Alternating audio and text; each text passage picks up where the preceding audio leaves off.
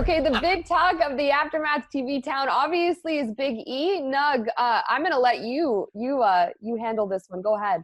Where do I start? I gotta tell you, Big E. He's been one of my favorites for a long time. He was the second NXT champion, right after Seth Rollins. So I'll just say it: he's better than Seth Rollins. Big E is crazy powerful. Big E is faster than you think he is. And he's the unsung hero of the New Day. I always, the New Day is always a combination of strength, speed, and intelligence. And Xavier's been out with an Achilles injury, and now Kofi's going out with an injury. And I loved this moment on SmackDown so much because Kofi said, hey, man, you were there right beside me the whole time I was champion.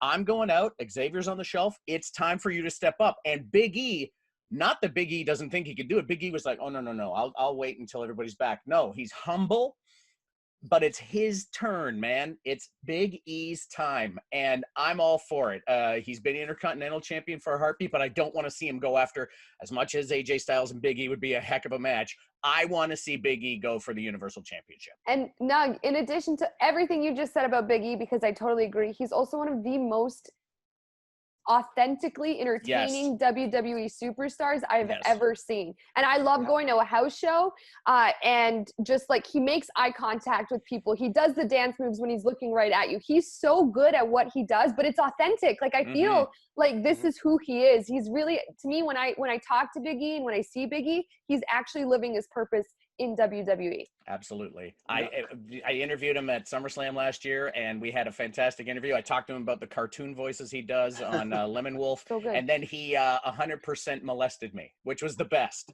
Like he was just all up on top of me, and I just kind of stood there, and he was like, "Oh, what's going on here?" He does cartoon voices on what? It's a Adult Swim cartoon called Lemon Wolf. It's fantastic, and he's great on it. I hope there's a second season. It's a really good show. Good for him. Excuse me. Excuse me. There you go. You guys all took the words right out of my mouth, especially you, Caroline, when it comes to, yes, the in-ring aspect, we know it's there. We've seen it. But the entertainment aspect, to become a complete WWE superstar, it is more than there. And I love the fact that, like you said, Nug, Kofi was the one who gave him that rub, because Kofi had his moment at WrestleMania where he won the heavyweight championship. It's time for Big E and Kofi giving him that, what's the word I'm looking for? That permission or whatever. Not even permission. Oh, the blessing. The blessing. So there you go. The holy water. He gave it to him, and there you go. And I love that moment. It felt, you know what? You talk about authentic and genuine. That moment felt authentic and genuine as well. Yeah, it's like we were let into a very private conversation, because to be someone, and Kofi called him selfless. He's like, I had my Kofi Mania moment. You were just there supporting. There was no jealousy. But let me go back a little bit to when I was in Tampa. I went to an FCW show, and I see this young guy, Ettore Ewing, and I'm like, what the hell? His chest looked like someone threw 2 roast beefs and just stuck to him. And like, it was just popping out and it was ripped. And I'm like, what is that? And then someone goes, yeah, it's this guy, Ettore. And he's a great guy who's quiet and he's humble. And there's a trainer down there, Rob McIntyre, is one of Cena's friends. He's a trainer at Hard Knock South. Super intelligent, strength and conditioning coach.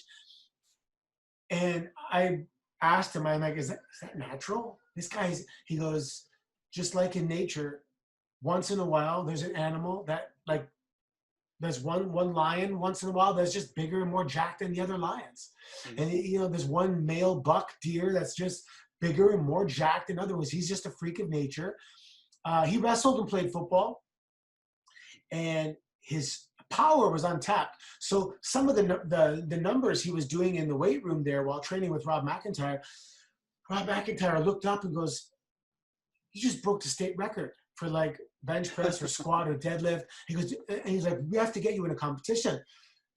So they got permission by WWE, because there's the potential for injury, and put him in like the state championship. I said provincial, but it was state championships, and I guess the national championships. And like he won like everything. And he broke like records. He's just so powerful and strong. So now this guy comes here, and he's a block. He's a block. He's built like the Incredible Hulk, and didn't quite have that connection in the beginning, right? Who is it? But then everything unfolded in a perfect sequence. Now he becomes part of New Day, and he can kind of not hide behind Kofi and Woods, but because there's other things going on in the ring, it can allow his personality to come out, and, you know, with the confidence knowing you're in a group, whatever security that brings you by being in a group. And all of a sudden, he became one of the funniest guys in the group. And he's the gyrations, and he got into it, and he was so funny. So now the audience has built that love for him because they brought so much laughter into their lives and their homes. And now that that love is there, that physical ability was already there. Now the opportunity is there. And it just seems like everything's lining up perfect. And the fact that Kofi just said, you know, we want this for you. But there's other guys that have been there for 10 years that, you know, that don't get that same feeling. But because he has the potential and the power and the ability, and even though he's a shorter guy, you know he's so strong, he can mess with the monsters and win. So all of a sudden, there's this perfect storm where, like, the attention and the ratings and the interest in SmackDown just went right through the roof because everyone wants to see this story unfold.